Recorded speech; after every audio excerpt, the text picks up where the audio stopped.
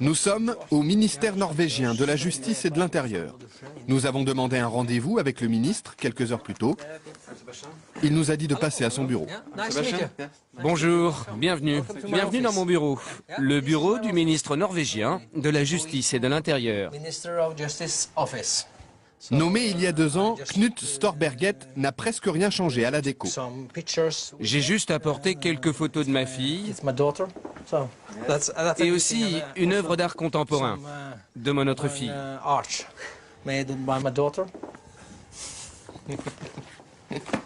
Et le reste du bureau est très simple. Vous trouvez? Oh, moi je trouve ça parfait. Ça vous suffit? Absolument. Je suis très fier de mon bureau. Parfois, le ministre finit sa journée un peu plus tôt que d'habitude. Et vous avez fini votre travail? Oui, j'arrête là. Et quelle heure est-il? Ne le dites pas au Premier ministre, mais il est 15h15. Il est temps d'aller chercher mes enfants à l'école et à la crèche. À 42 ans, Knut est l'un des ministres les plus importants du gouvernement. 20 000 fonctionnaires sous sa responsabilité. Allons-y. Pourtant, il s'en va seul, sans garde du corps. Un petit salut à la gardienne en attendant sa voiture, ou plutôt l'une des voitures du gouvernement, car le ministre n'a pas de chauffeur attitré. Il partage les véhicules de fonction avec ses 19 collègues des autres ministères. Partir de bonne heure pour chercher ses enfants ne dérange personne en Norvège. Hei, Marit! Hei! Kloppen. Skal du være med hjem? Ja, ha det. La crèche et l'école de ses 2 filles sont à quelques pas de sa maison, dans un quartier résidentiel et tranquille d'Oslo. Comme Knut habitait déjà la capitale avant d'être nommé ministre, pas question pour lui d'avoir un appartement de fonction. Avec sa famille, il vit toujours dans cette petite maison mitoyenne. Et le grand plaisir du ministre, quand il rentre chez lui, c'est de préparer le dîner. La Norvège, un vaste royaume peuplé d'à peine 4 600 000 habitants. Monarchie parlementaire où les citoyens tutoient leurs députés et leurs ministres. Un pays riche de son gaz et de son pétrole. Mais la Norvège, c'est aussi une culture de protestants rigoristes. On ne badine pas avec l'argent public. La transparence financière est un dogme, la corruption des élus, un péché capital. Et ce pays, c'est aussi celui d'Eva Joly. La juge franco-norvégienne travaille depuis 5 ans à Oslo. En France, elle a instruit l'affaire Elf et obtenu la condamnation de la plupart de ses dirigeants. Elle conseille désormais le gouvernement norvégien pour la lutte contre le blanchiment. Ici, Eva Joly est une célébrité. Pour autant, pas question de mener grand train. Elle est soumise aux mêmes règles que n'importe quel fonctionnaire. Ses déplacements, par exemple. Aujourd'hui, elle se rend en province à une conférence.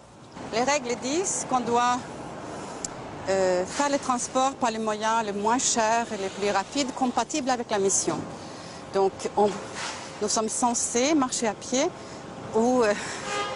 Marcher, même si la gare se trouve à 10 bonnes minutes de son bureau.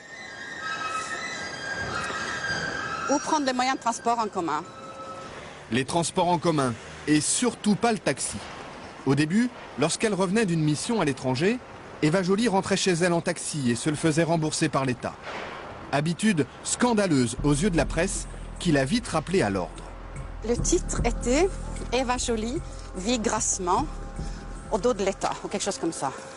Donc, et j'ai compris, de façon assez innocente, je peux dire, que j'avais franchi un tabou et que si je voulais prendre un taxi, je me le payais. Hi. Salut. Je suis avec une équipe de télé française là. Je leur raconte mon histoire avec les taxis.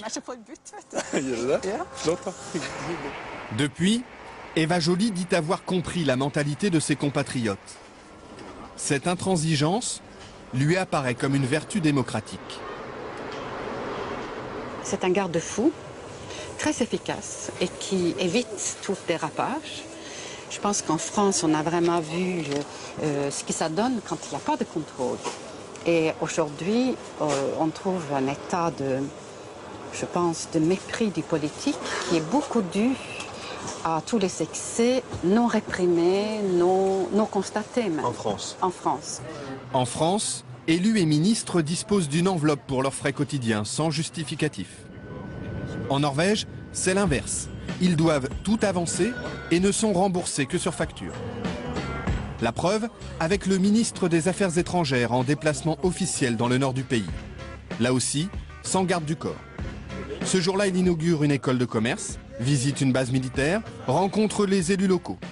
Et il déjeune comme tout le monde sur le pouce. Sandwich, café et gâteau sec. Cette fois-ci, ce sont ses hôtes qui l'invitent.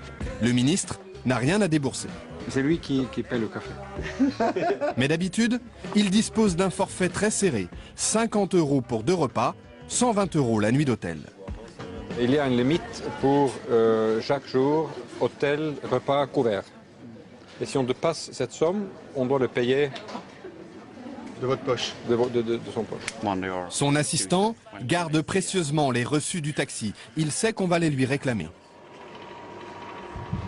Pour l'embarquement du vol retour, le ministre fait la queue. Tout traitement de faveur serait mal vu. Mais il ne faut pas croire que parce qu'on est ministre, on est différent. Ça, c'est très dangereux. Hein. C'est faux et c'est dangereux.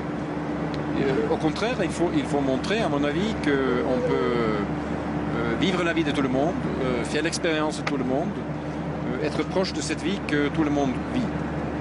Parce que ça donne à la fin une crédibilité à la politique qu'on essaie de mener.